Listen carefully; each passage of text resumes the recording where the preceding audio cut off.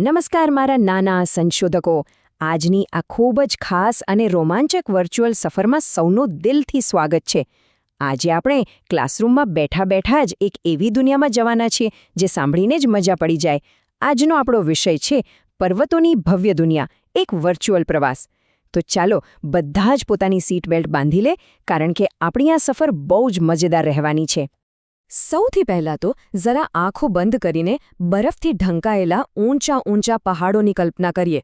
આટલા મોટા શિખરો જોઈને મનમાં ક્યારે એવો પ્રશ્ન થાય છે ખરો કે આ વિશાળ હિમાલય આકાશમાં આટલે ઊંચે સુધી પહોંચ્યો કેવી રીતે? અરે, આ કોઈ જાદુ છે કે પછી આપણી પૃથ્વીની કોઈ અદ્ભુત કરામાત? વેલ, આજે આપણે આ જ રહસ્ય પરથી પડદો ઉઠાવવાના છીએ. તો ચાલો, પર્વતોની આ અદ્ભુત દુનિયામાં સ્વાગત છે.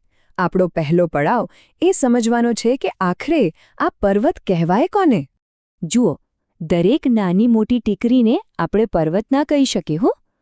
પર્વત એટલે પૃથ્વીની સપાટીનો એવો ઊંચો અને સીધો ભાગ જે જમીનથી ઓછામાં ઓછો 600 મીટર ઊંચો હોય. 600 મીટર! જરા વિચારો, આપણી શાળાની ઇમારત કરતાં પણ કેટલાય ગણો ઊંચો. એટલે કે કોઈપણ ટેકરીને જો પર્વતનું મોટું બિરુદ જોઈતું હોય ને, તો તેણે આકાશ તરફ પૂરા 600 મીટર જેટલું ઊંચે પહોંચવું જ પડે. હવે એક મિનિટ માટે એવું માની લઈએ કે આપણે બધા અત્યારે કોઈ મોટા પહાડની ટોચ પર ઊભા છે. ત્યાં શું હશે? બાપરે, એકદમ કડકડતી ઠંડી લાગશે. ચારે બાજુ નજર કરીએ તો બસ સફેદ રૂ જેવો બરફ જ બરફ. અને સૌથી કમાલની વાત કહું, આ જે જગ્યા છે જ્યાંથી આપણી મીઠા પાણીની નદીઓ જન્મ લે છે. હા, ખરેખર. તો હવે બધા જ નાના મિત્રો પોતાના જાસૂસી ચશ્મા પહેરી લે, કારણ કે હવે આપણે પૃથ્વીની સૌથી મોટી જાદુગરી સમજવા જઈ રહ્યા છીએ કે આટલા મોટા પર્વતો આખરે બને છે કેવી રીતે. જો, આપણી પૃથ્વીની અંદર જમીનની બહુ મોટી મોટી પ્લેટો આવેલી છે, અને આ પ્લેટો એક જગ્યાએ શાંતિથી નથી બેસતી, તે ધીમે ધીમે સરકતી રહે છે. હવે થાય છે એવું કે જ્યારે આ બે મોટી પ્લેટો એકબીજા સાથે જોરથી ટકરાય છે ને, ત્યારે જમીન ઉપરની તરફ ધકેલાય છે. એક ઉદાહરણ આપું. જો આપણે ઘરમાં પડેલા કોઈ મોટા ગાલીચાને બંને બાજુથી ધક્કો મારીએ તો વચ્ચેથી કેવો ઉપસી આવે? બસ બિલકુલ એ જ રીતે પૃથ્વીની પ્લેટો ટકરાવાથી જમીન ઉપસે છે અને તેમાંથી મોટા વળાંક પર્વતો એટલે કે ફોલ્ડ માઉન્ટેન્સ બને છે. આપણે હમણાં જોયું કે પ્લેટોના ટકરાવાથી આપણો વિશાળ હિમાલય અને આલ્પ્સ જેવા વળાંક પર્વતો બને છે. પણ બધા પહાડો કંઈ એક સરખા નથી હોતા. કેટલાક પહાડો જ્વાળામુખી પર્વતો હોય છે, જેમ કે જાપાનનો પ્રખ્યાત માઉન્ટ ફુજી. આ પહાડો કોઈ પ્લેટોના ટકરાવાથી નથી બનતા, પણ પૃથ્વીના પેટાળમાંથી નીકળતા ભળભળતા ગરમ લાવા અને રાખ ભેગા થવાથી બને છે. છે ને એકદમ આશ્ચર્યજનક વાત?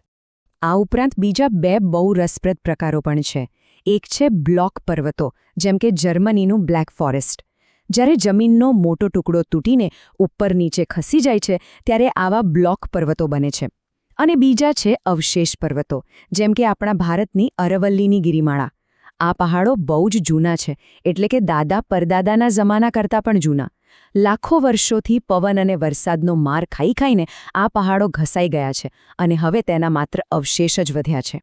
સારું, હવે આપણે આ વર્ચ્યુઅલ પ્રવાસના સૌથી જાદુઈ અને મારા મનપસંદ હિસ્સા તરફ આગળ વધી રહ્યા છીએ, નદીઓનો જન્મ. આપણા ઘરના નળમાં જે પાણી આવે છે ને, તે ખરેખર આ પહાડોમાંથી જ આવે છે. એટલે જ તો પર્વતો પૃથ્વીના અસલી સુપરહીરો છે. ત્યાં ટોચ પર જે બરફ જામેલો હોય છે તે ધીમે ધીમે પીગળે છે અને તેમાંથી નદીઓ બને છે. આ સિવાય આ પહાડો મોટા મોટા પવનોને રોકીને હવામાનને સરખું રાખે છે, હજારો પશુ પક્ષીઓ અને ઝાડપાનને પોતાનું ઘર આપે છે. અને હા, વેકેશનમાં આપણને બધાને ત્યાં ફરવા જવાની કેવી મજા આવે છે. સાચા અર્થમાં કહીએ તો આ પર્વતો આપણા ગ્રહ માટે પાણીની વિશાળ અને કુદરતી ટાંકીઓ છે. જો આકાશને અડતી આ કુદરતી પાણીની ટાંકીઓ ન હોત ને, તો આપણી બધી નદીઓ સાવ સુકાઈ જાત. અને વિચાર કરો, પાણી વગર આપણું શું થાત? ચાલો, બધા જ નાના સંશોધકો અહીં પાસે આવી જાઓ. હવે આપણે પહાડ પર થોડા વધુ ઊંચે જઈએ તે પહેલાં કેટલીક બહુ જ અગત્યની સુરક્ષાની વાતો સમજવી પડશે. પર્વતો દૂરથી જેટલા સુંદર દેખાય છે ને, તેટલા જ જોખમી પણ હોય છે. ત્યાં ભયંકર ઠંડી હોય છે, અને જેમ જેમ આપણે ઉપર જઈએ તેમ હવામાં ઓક્સિજન ઓછો થતો જાય છે. એટલે શ્વાસ લેવામાં પણ તકલીફ પડી શકે. રસ્તાઓ એકદમ સીધા અને લપસણા હોય છે અને ક્યારેક તો મોટા મોટા પથ્થરો અચાનક નીચે ગબડવા લાગે છે, જેને ભૂસ્ખલન કહેવાય છે. આ જ કારણ છે કે પર્વતારોહકો હંમેશા જાડા જેકેટ, મજબૂત બૂટ અને ખાસ સાધનો સાથે જ ઉપર જાય છે. હવે જો પર્વતો આપણને આટલું બધું આપતા હોય તો આપણે પણ કંઈક ફરજ બને છે ને? ચોક્કસ બને છે. આપણે આપણા આ પહાડી ઘરોનું રક્ષણ કરવું જ જોઈએ. ખરેખર પર્વતોનું ધ્યાન રાખવું એટલે માત્ર પથ્થરોને બચાવવા એવું નથી. જ્યારે આપણે પર્વતોનું રક્ષણ કરીએ છીએ ત્યારે આપણે અસલમાં ત્યાંના ગાઢ અને લીલાછમ જંગલોને બચાવીએ છીએ. આપણે આપણા પીવાના મીઠા પાણીને સાચવીએ છીએ અને સાથે સાથે ત્યાં રહેતા અસંખ્ય નાના મોટા પ્રાણીઓ, પક્ષીઓ અને વનસ્પતિઓને પણ જીવતદાન આપીએ છીએ. આ બધું જ મળીને આપણું જૈવ વૈવિધ્ય બને છે. અરે વાહ! તો હવે સમય થઈ ગયું છે એક મજેદાર પોપ ક્વિઝનો. ચાલો જોઈએ કે આજના આ પ્રવાસમાં કયા કયા સંશોધકોના કાન એકદમ ખુલ્લા હતા અને કોણ બરાબર ધ્યાન આપી રહ્યું હતું. તૈયાર છો બધા? તો આ રહ્યો આપણો પહેલો પ્રશ્ન. જલ્દીથી મગજ દોડાવો. આખી દુનિયાના સૌથી ઊંચા પર્વતનું નામ શું છે? વિચારો વિચારો. અને સાચો જવાબ છે માઉન્ટ એવરેસ્ટ. એકદમ સાચું. જેણે પણ આ જવાબ વિચાર્યો હતો એ બધાને જોરદાર તાળીઓ. માઉન્ટ એવરેસ્ટ આખી દુનિયામાં સૌથી ઊંચો છે. સારું, હવે બીજો પ્રશ્ન. આપણે પ્રવાસની શરૂઆતમાં જ એક વ્યાખ્યા જોઈ હતી. જો કોઈ ટેકરીને સત્તાવાર રીતે પર્વત કહેવડાવવું હોય તો તેની ઊંચાઈ ઓછામાં ઓછી કેટલા મીટર હોવી જોઈએ?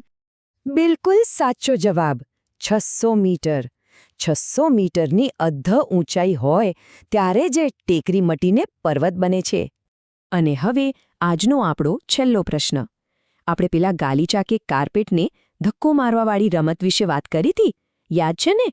તો પૃથ્વીની પ્લેટો ટકરાવાથી કયા પ્રખ્યાત વળાંક પર્વતો એટલે કે ફોલ્ડ માઉન્ટેન્સ બન્યા છે? હાસ તો વળી, આપણો ગૌરવશાળી અને વિશાળ હિમાલય. આ સાચો જવાબ આપનાર દરેક નાના મિત્રને ખૂબ ખૂબ શાબાશી. તમે બધા તો બહુ જ હોશિયાર નીકળ્યા. આપણો આ પર્વતીય પ્રવાસ અહીં ખૂબ જ સફળતાપૂર્વક પૂર્ણ થાય છે. હવે આજના આ રોમાંચક અભ્યાસના અંતે એક નાનકડી વાત વિચારવા જેવી છે. હવે પછી જ્યારે પણ તરસ લાગે અને પાણીનો ગ્લાસ હાથમાં આવે ત્યારે એકવાર ચોક્કસ વિચારજો કે આ મીઠું પાણી કોઈ બર્ફીલા પહાડના શિખર પરથી કેટલી લાંબી મુસાફરી કરીને આપણા ઘર સુધી પહોંચ્યું છે. આ અદ્ભુત પહાડો જ આપણું જીવન છે. આજના આ વર્ચ્યુઅલ પ્રવાસમાં જોડાવા બદલ સૌનો ખૂબ ખૂબ આભાર. પ્રકૃતિની આવી જ અજાયબીઓ વિશે શીખતા રહીએ અને નવું નવું જાણતા રહીએ. આવજો.